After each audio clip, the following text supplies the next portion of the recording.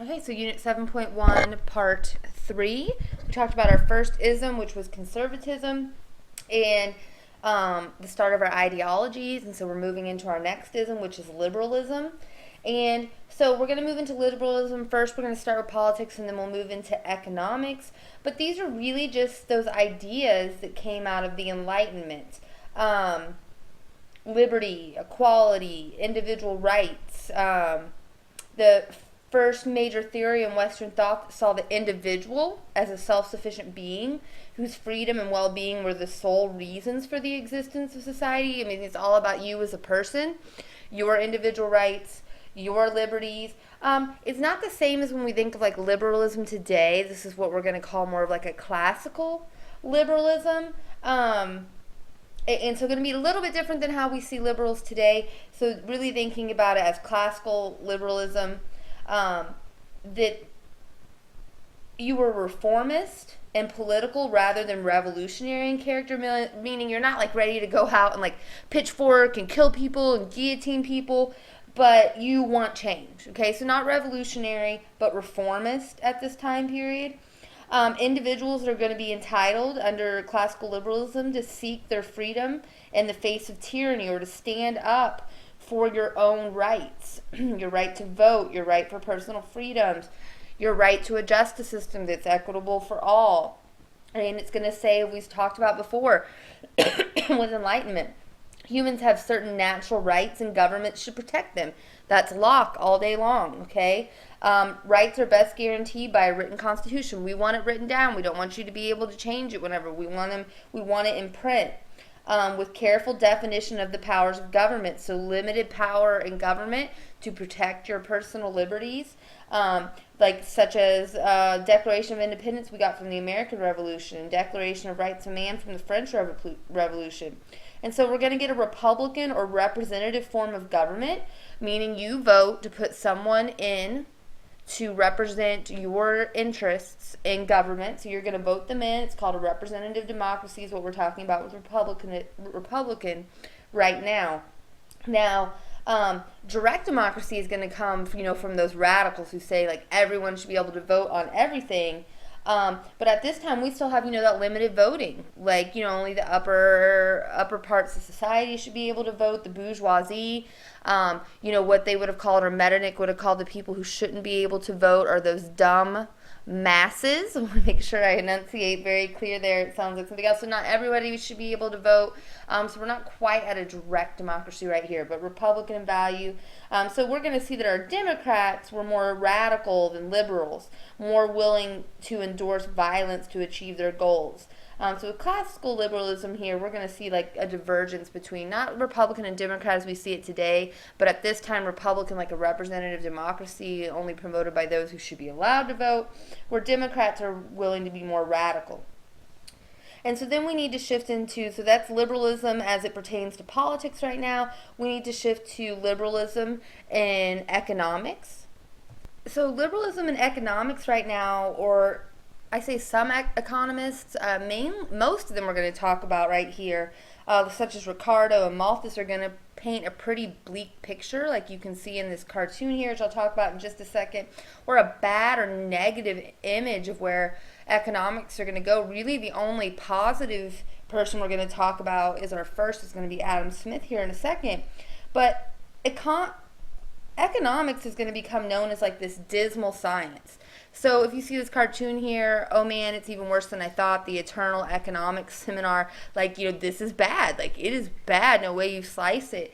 So that's what we're going to get generally throughout the time period here. But we're going to start with a little more of a positive viewpoint, a little more lighthearted with Mr. Adam Smith. I'm going to Smithitize you again. We've talked about it multiple times, but just to give you an overview of how his policies play into liberalism and liberalism economics at this time. So Adam Smith, if you remember, since we've talked about him before, is going to give us The Wealth of Nations in 1776, right at the time of the American Revolution. It's going to become the Bible, quote, air quotes here, the Bible of capitalism, in which he will advocate economic individualism. So it's not about the state. It's not mercantilism. It's not about what's good for the state. It's about economic individualism, or about you. He's a Scottish physiocrat, which means, he is this liberal. He's embracing that liberalism of the time, and he believed that laws should govern social, like they should govern social stuff, like all of this stuff we've talked about, like economies. And that's really where we get the term social studies. Like it should be applied to social issues. And he is going to, not be the only one, but in little pieces, give us laissez-faire, which oppose government intervention in social and economic affairs, even if the need for action seemed great to reformers, that the government should be about individual and not about the state, that it should be about the individual. And he is going to say that the most productive economy was the one that allowed for the greatest measure of individual choice, or that invisible hand there of self-regulating market. He is going to say that it's like he's a moral philosopher, that taking the qualities, like if you act on your individual needs within the economy, you're going to take those negative qualities such as greed, and it will be turned into good, because you're trying to make better goods so that you can make a better profit at better prices. And this is direct opposition to mercantilism, okay? It's like letting you go out and have competition, and each individual can create these great products at these great prices. The more competition, the better the prices, the better the good. He just follows like that mathematical principle that if you serve fellow man, it's how you're going to get rich, okay? You want the better product, you want the most product, and it's going to serve the greater good if you're doing that. Just back to that mathematical principle of supply and demand, okay? Less supply is going to equal higher prices, but more supply is going to equal lower prices. And so he's going to give us, a little more of an optimistic view than the next people we're going to get to, but just knowing again that he severely opposes mercantilism and is about individualism, such as liberalism, individual liberalism within economics.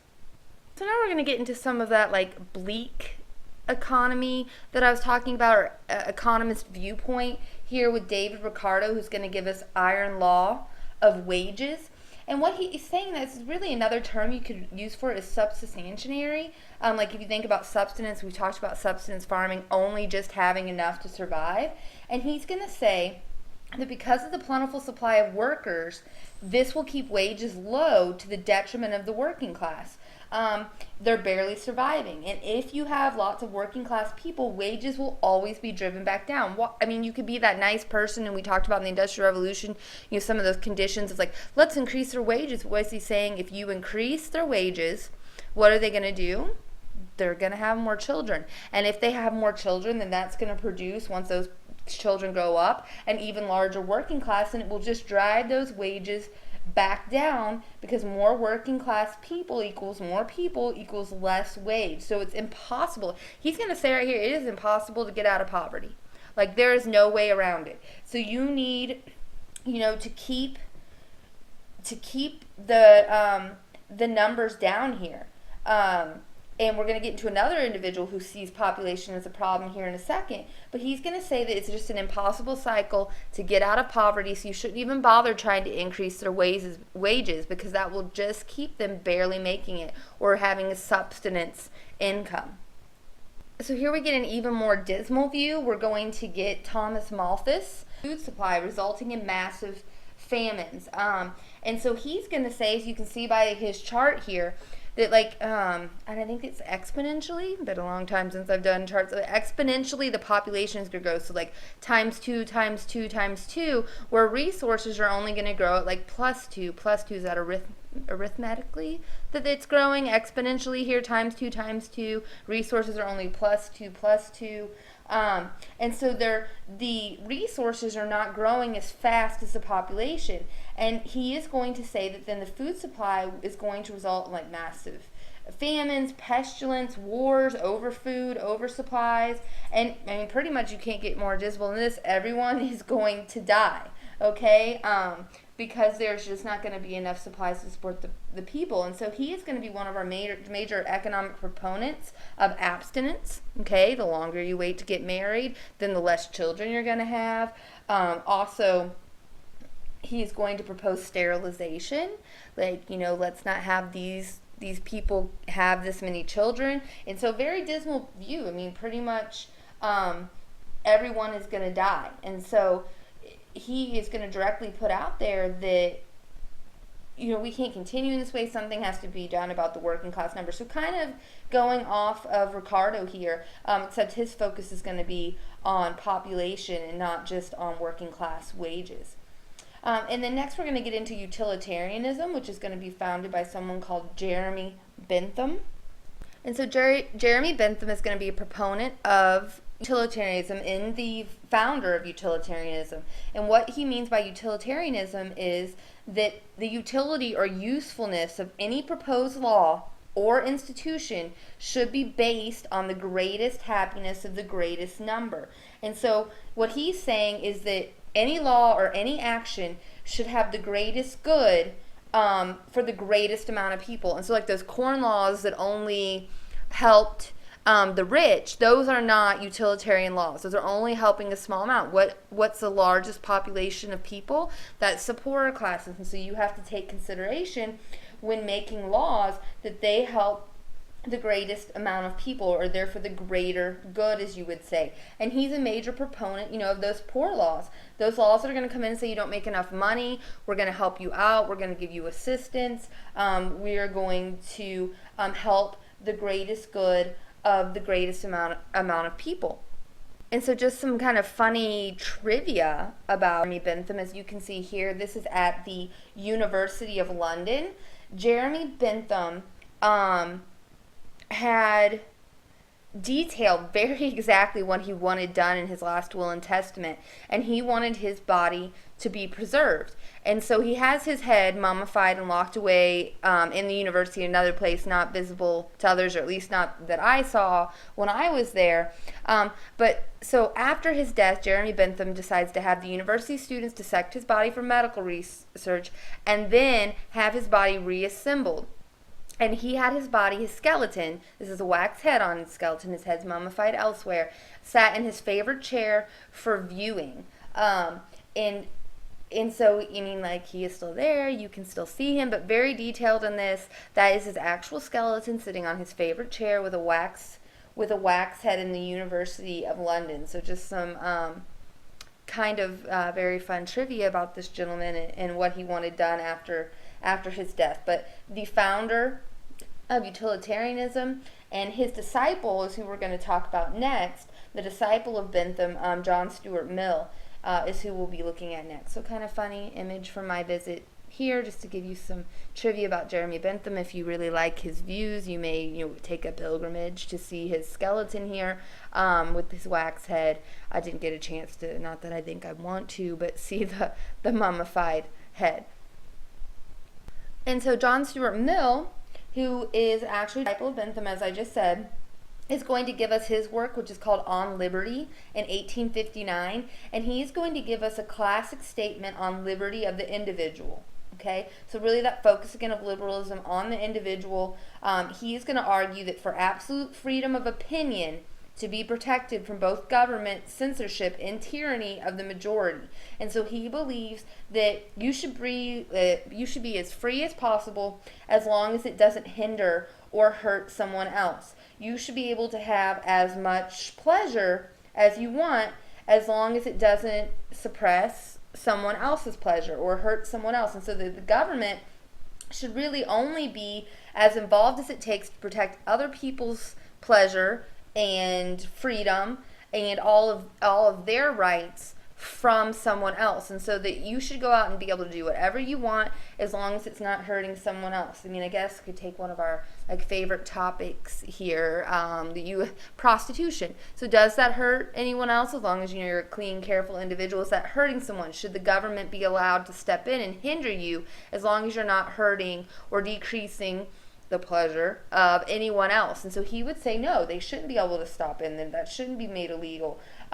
You can kind of compare this with libertarianism. If you know what a libertarian is, the party now is just go about your business as long as you're not harming someone else. The government shouldn't have a say in what you're doing. Like individuals such as like Ron Paul are libertarians who are going to say, as long as I should be able to swing my fist as far and as out as I want, as long as it's not making contact with your face, so as long as you're not hurting someone else.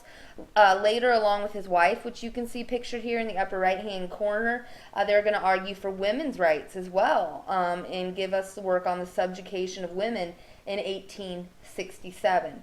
And so what we need to talk about next is, what is the impact of all of this liberalism? What impact is it having at this time? And so what is the impact of liberalism? Well, we're going to see that it's going to inspire various revolutionary movements of the early 19th century, which we're going to mention a couple right here, but that's why this is called Ideologies and Revolutions, 1815 to 1850. It's going to be revolutionary movements. I want to be free. I want my individual liberties. I don't want the government to be holding me down, smushing me down. It's going to influence revolutions in France in 1830 and 1848. And so we're going to see two more. We've talked about the major, the most famous one, but we're going to see two more in France, and that's going to spread. We're going to see that liberalism became embodied in over 10 constitutions secured between 1815 and 1848 in the states of the German Confederation. We're going to see that liberalism is going to influence reform measures in Britain from the 1830s into the 20th century. Now, these are going to be little reforms. Remember, like Edmund Burke in England, they're going to be evolutionary, not revolutionary. It's going to inspire German student organizations and impact Prussia and later German life in the late 19th century. And it's going to result in some mild reforms in Russia as well in the early 20th century. So we're going to be following this along and see the impact as we move forward and into our section of revolutions during this time period, 1815 to 1850. But next we need to talk about another ism, and that is going to be nationalism. Or, kind of that boiling down to, if you ain't Dutch, you ain't much, kind of like we talked about during the golden age of Dutch. Like, you want to be identified with your nationality and who you are. And so we're moving into our next ism, and one of the main, M-A-I-N, it's the N in main, causes of World War I.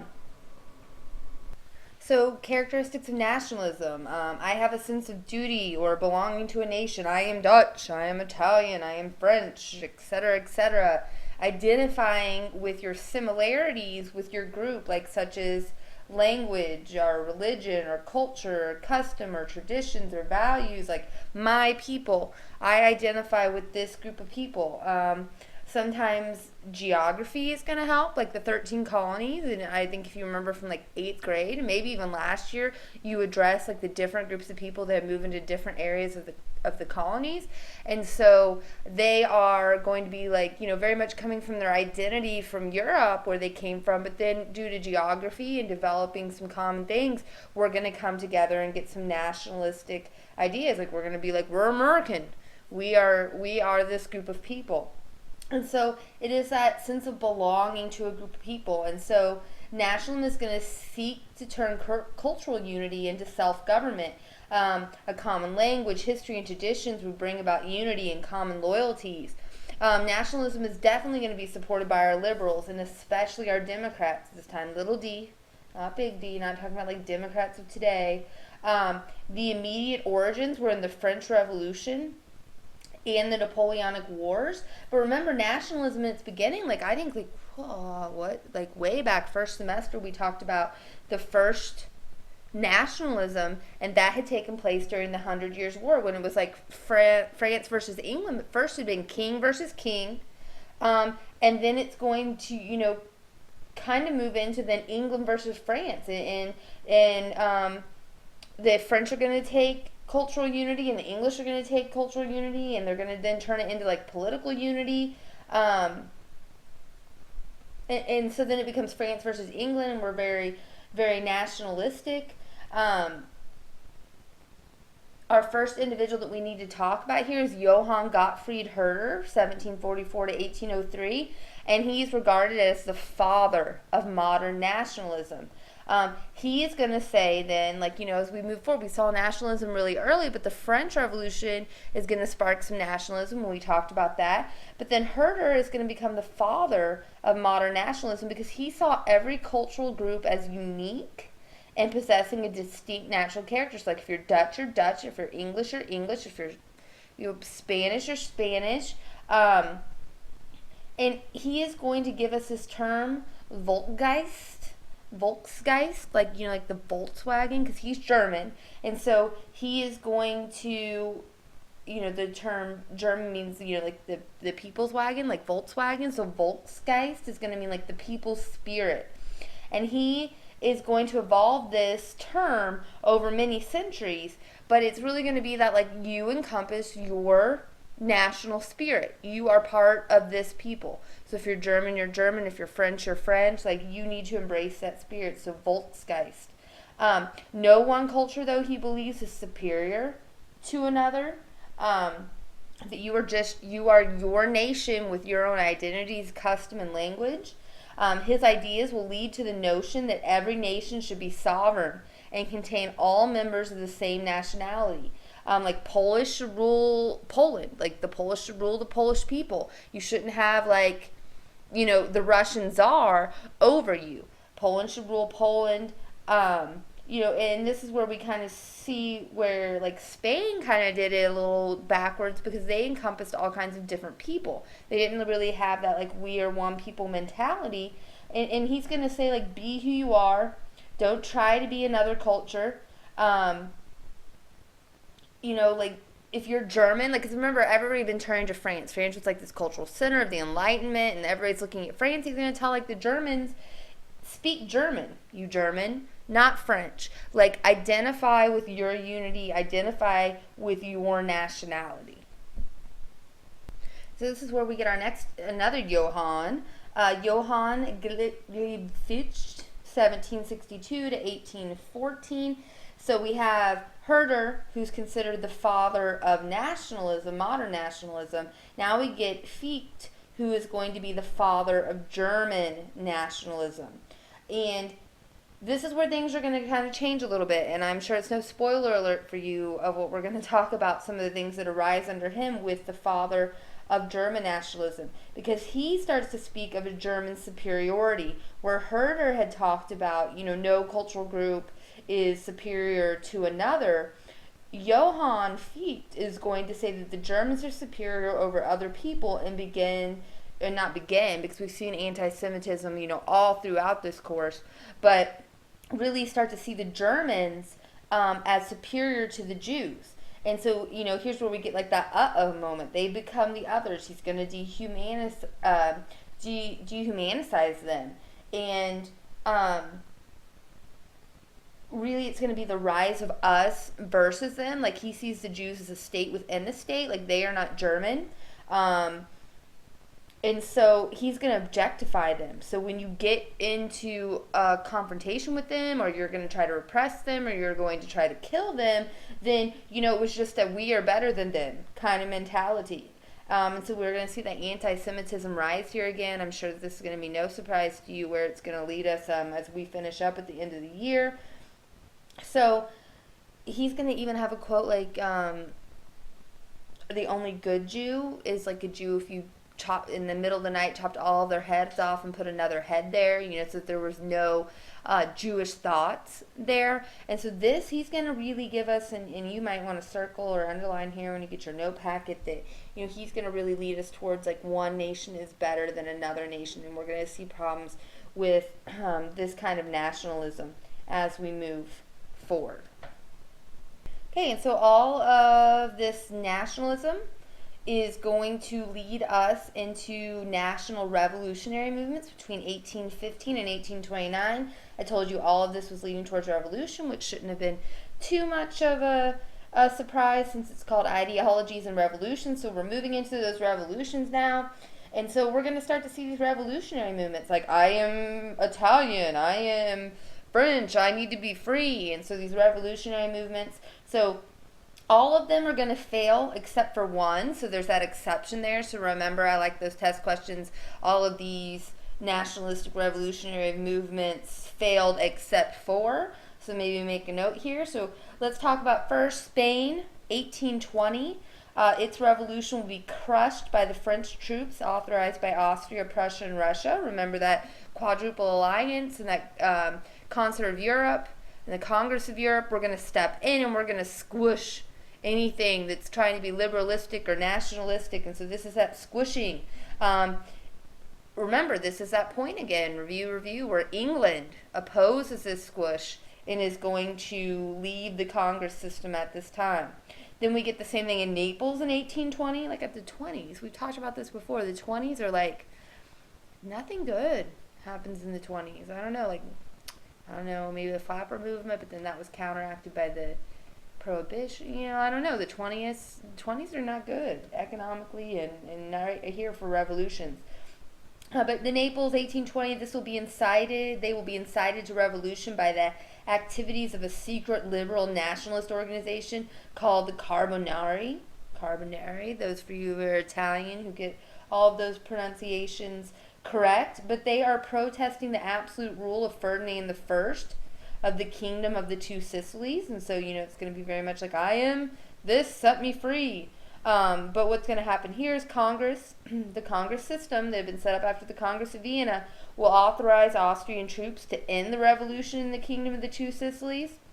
In Piedmont in 1820, we're going to get an attempted uprising that will also be crushed by the Austrian forces. So maintain that status quo. That's the Congress's viewpoint, and that's what they're going to do with these revolutions. But then we're going to get into our next one, the Greek Revolution of 1821 to 1829. Ooh, and so now we get to talk about Greece, which we don't get to really talk about Greece in this class. I get to with my world studies kids, but not in here. And so we're going to get the Greek Revolution from 1821 to 1829. And so Greece, you should know, here, looking like a hand. And who have been controlling Greece? Well, they have been under the Ottoman Empire, the Ottoman Turks, as who has been controlling. But now the Ottoman Empire is getting weaker. They're getting pushed further and further out of the Balkans. And so this Greek Revolution is really going to kind of take on this, I don't know what the right word is, tenor. It's just going to take on, it's not just going to take on a nationalistic theme like we've been talking about, but also religious. It's going to kind of equal a holy war. And why is because the Ottoman Turks are Muslims, so they're like, oh, we're, Orthodox, so we want to get them out because they're Muslim, but it's also going to take on nationalism because, they're Turks and we're Greeks, and so it's going to take on, kind of a dual head right here. And what had the Congress of Vienna or the Congress of Europe done to any kind of nationalistic or liberal revolutions at this time? They tried to squish it, but that isn't going to happen here with the Greeks. And so Europeans are going to become concerned with what is known as the Eastern Question. Which European countries would fill the void in the Balkans resulting from this decline of the Ottoman Empire? And so what happens here is really the Europeans are going to have to get involved. And as I said, their natural reaction is to suppress anything nationalistic or liberal. But in this case, their question is, should we help or not? And they're going to have to fight that natural urge to suppress, nationalism and liberalism because, how did they see Greece? Like, it was Athens. It was the founding of Western society. It was, Socrates, Plato, Aristotle, and they're Christian, and we're trying to get these Turks out, and so they're going to have, kind of this like, oh, devil angel on their shoulder controversy here. And what's going to happen is that Europe, England, France, and Russia are going to actually accept Greece's Christian appeal and join into a united force that will end up defeating. This is the exception. They are going to end up defeating the combined Turkish and Egyptian naval forces. They kind of become like these Christian brothers. They have this sentimentality for Greece. And, what's the lesser, I guess I should say, of two evils is that we promote, the foundation of Western society. And so this is going to be the exception here. You need to know this. that Greece is then going to become its own independent country. And in the Treaty of Adrianople of 1829, Greece is going to be recognized as autonomous after Russia had defeated the Turks in war. And so, what you really need to gain from this is not only is this the exception, but the significance of this is that 3 out of the 5 members of the Concert of Europe that we've talked about supported nationalism. This really signals. It's a signaling of a shift from a united conservatism to nationalistic self-interest. And so here's our change here. I mean, we pretty much spent the last hour and a half of lectures of this unit talking about how the Concert of Europe have been supporting conservatism. But this fundamental change right here is really significant. And so this is important to note here. Like, they did jump in and help them, but they are definitely by no means all like nationalistic now. Remember, this had been against their norm.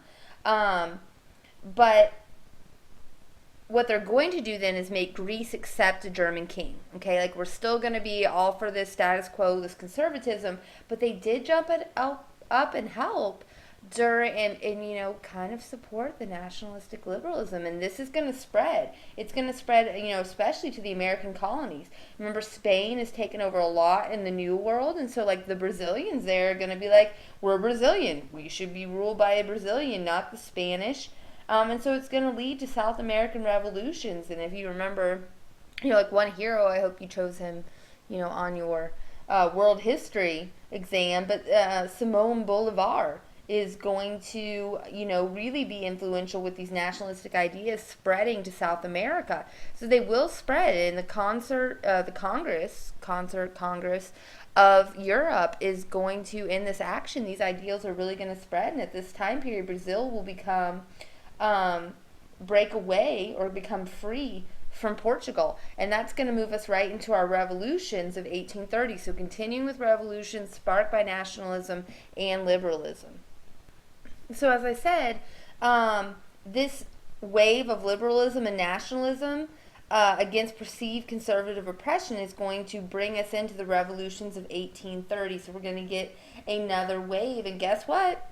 They're going to start in France. Remember, we'd had the French Revolution in 1789, so now we're having to roll back to France in what is called the July Revolution of 1830. So just a little review here. We'd had Louis XVIII, who was like, a little bit too soft, who come in and I think he valued his neck and his head still being on his shoulders. But, he had given that charter of 1814. He'd been, it was a good faith movement.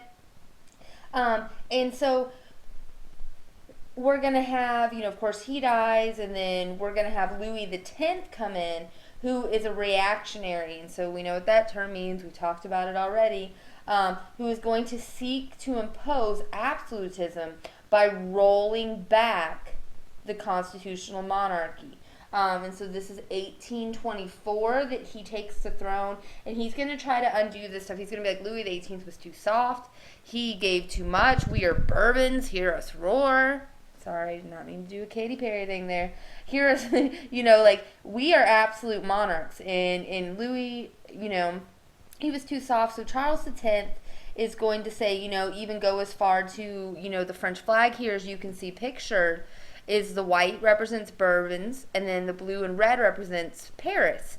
And so he is going to then try to make an all-white flag, and the people think, this makes the people crazy. Like, people get really upset about stuff like this, the stars and the flag will not touch. And so, it makes the French people really, really mad.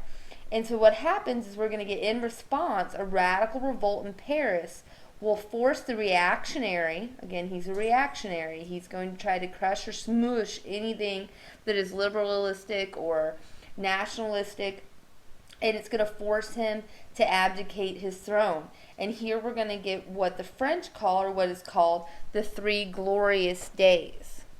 And so what's going to happen here during these Three Glorious Days is the French people are going to throw up all of these barricades, or these piles, we're going to build up these trench, I think of a snowball fight, which is very applicable to this week. You're going to build this fort wall, you're going to be able to throw rocks or whatever at the troops. And you may see a theme here that's recognizable to you, to a very recent movie. I'm not a musical fan, I have to say. Probably one of my lackings of culture, but Les Miserables, Les Mis. Um, and this is what the storyline is here, is that the Bourbons believe that they were rooted because they were the past. However, they're going to be mistaken because they were a portion or a part of the past. But what the people are going to say is the whole past was France. France is us. And so the people are going to go crazy. They're going to throw up these barricades. And this is going to become like a recurring theme here. And so just a little note, if you want to throw, a revolutionary coup, throw up some barricades, make sure they're really good. Who wins the best snowball fight is who has the best fortifications. And so the Three Glorious Days here, Les Miserables, if you're into that movie, there you go. A lot of people think it's about the whole French Revolution, but not after the French Revolution. So what happens here is Charles X is going to flee to England, and we'll have and that leaves France with no ruler, and so we're going to have a new ruler, and who they're going to agree upon is Louis Philippe, of the Orleans family, or like New Orleans, and he will become the new king under a constitutional monarchy. So he's going to kind of undo what Charles X was pushing for and bring back that constitutional monarchy. He was a cousin of the family, and he's going to create this new government, and he's going to be known as the bourgeoisie king. As you can see here, like totally different picture than we've seen. I wish I could pull back up here another slide of the Louis, but you remember the Louis, the draping, like he had actually during 1789 supported the bourgeoisie. He's dressed differently. He's dressed as a middle class person. He has got those, how ill-fitted they are. He has got those breeches on. He is supporting the bourgeoisie. And this is going to cause like a different class warfare, because now the middle class is ruling. So they're going to pass laws that are favoring the middle class over what would favor the workers. And France would now be controlled by this upper middle class, by the bourgeoisie, bankers, and businessmen. And in fact, it's a return to narrow liberalism of 1815. And the impact of this, and what you really need to note here, is that the impact of this July Revolution, that's what it's called, 1830, sparked a wave of revolutions throughout Europe. And Metternich's favorite quote, or not favorite, it could be his favorite, I don't know, his most famous quote is that when France sneezes, the rest of Europe catches a cold. And so this is going to move us into other revolutions. Just like think of the impact of the first French Revolution, 1789. So this one might not be as famous, and a lot of students get confused, like, let's watch Les Miserables because it is during the French Revolution. No, it is in the time period after the French Revolution. But it is reawakening of this middle class, this liberalism, this nationalism, and so it is going to spread from here under Louis Philippe, and this is where we get our bourgeoisie king and our Orleans family. And so what's going to happen here is, France sneezes, and the rest of Europe catches a cold. So in Italy, 1831 to 1832, we have northern Italy, Modena, Parma, and the Papal States will see outbreaks of liberal discontent. These Italian nationalists are going to call for unification, and they're led by an individual called Giuseppe Mazzini and his secret revolutionary society called Young Italy, or really meaning New Italy. We already had the Carbonari that we've talked about, that secret nationalist society advocating for force to achieve national unification. And so what's going to happen to them? Austrian troops under Metternich, that conservative, that still really strong conservative, come on, status quo, we just got the Bourbons back on the throne, this is falling apart, the French are causing problems again. So the Austrian troops under Metternich's enforcement of the concert of Europe's philosophy of conservatism will crush the disorganized revolutionaries. But they're going to still have this dream. And we will see Italy unite. We know from what we know on Italy on the map now, they are going to unite. But at this time, the Italian Risorgimento, which means resurgence of the Italian spirit, will continue. And this is Mazzini's dream. Okay, so it will stay there. Although they're going to be crushed by that concert of Europe here, or the Congress of Europe, very quickly, it's going to continue, and we're going to see the unification of Italy and the implications that has later. And so what happens next? Oh, dang, I forgot a slide on German states, but German states, 1830 to 1833, remember the Carlsbad decrees of 1819 had effectively restricted freedom throughout Germany.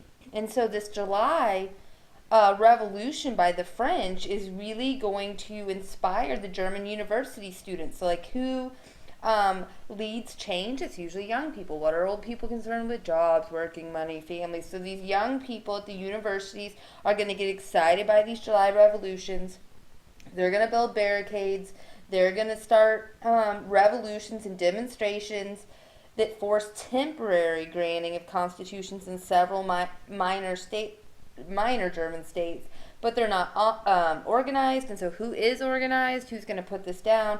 Well, the Congress of Europe, the Concert of Europe are organized, and they are going to beat down these revolutionaries in Germany. Although this dream, just like in Italy, is going to stay.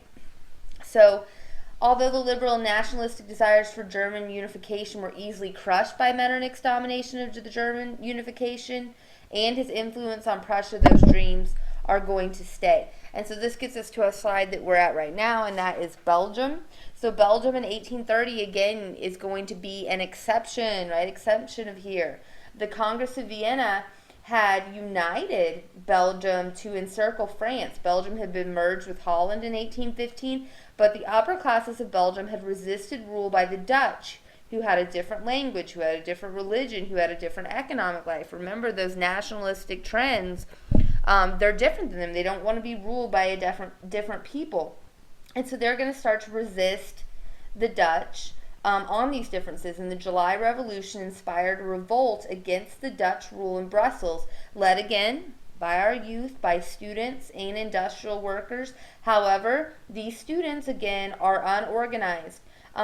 In England and France, which may have usually maybe stepped in with what they're going on at this time period, want them to get defeated. You know, it's going to be better for them, like trade-wise and everything else. So they kind of back off of their ideals at this point, and the Dutch army will be defeated. And the National Congress will write a liberal Belgium constitution. And so in 1830, Belgium is actually going to break free and become the nation that it is now. And this is going to become important to us as we move forward, because in 1839, the great powers will declare neutrality of Belgium. And it's in World War I, Germany is going to violate this. So this is going to come up for us again. That's why it's important. And then we need to talk about what's going to happen in Poland, 1830 to 1831. Poland had gone to Russia, if you remember, in the Congress of Vienna, and been ruled by Alexander I, and now Alexander has died, and we talked about that in today's lecture. Nicholas I is going to crush a nationalistic uprising that challenged Russia's historic domination of Poland. Okay, so the same, like France sneezes and the rest of the world gets a cold, it's going to travel all the way to Poland, and the Organic Statute of 1832 is going to declare Poland to be an integral part of the Russian Empire, and so they're going to be smushed as well by this conservatism, by Metternich. But Prussia at this time is going to establish a Zollverein in 1834, and it's almost like NAFTA now, the North American Free Trade Association, in which it will establish an economic union of 17 German states, which eliminated eternal tariffs and set the tone for greater union. And what's really important about this is that the free trade idea was quite liberal. Free trade equals liberalism. And so although they're going to be defeated in their revolution sparked by the July Revolution, they are going to get some liberalistic free trade. Austria, however, will be excluded, and the issue will become a major point of contention between Prussia and Austria. So we're setting like all of these, like chess, we're setting all of these pawns in motion for what's coming ahead. And so here's my slide on the Belgian Revolution of 1830. Just remembering that although it's going to be crushed, not the exception, Belgium was the exception in this portion. We are going to get some free trade ideas, which were quite liberal. And then moving forward, we need to take a look at, get to my slide here. The Europe in 1815 as it is sorted out now. Okay, and so we're just starting to see some emergence, and hopefully your geography maps are sticking in here from first semester, starting to see some changes here and some nations really being built, and due to nationalism, liberalism, and revolution. And then we are going to pick up after this in part 4 with liberal reform in England and what's going on over here while this whole concert, although not always under the approval of the Concert of Europe, is going on here.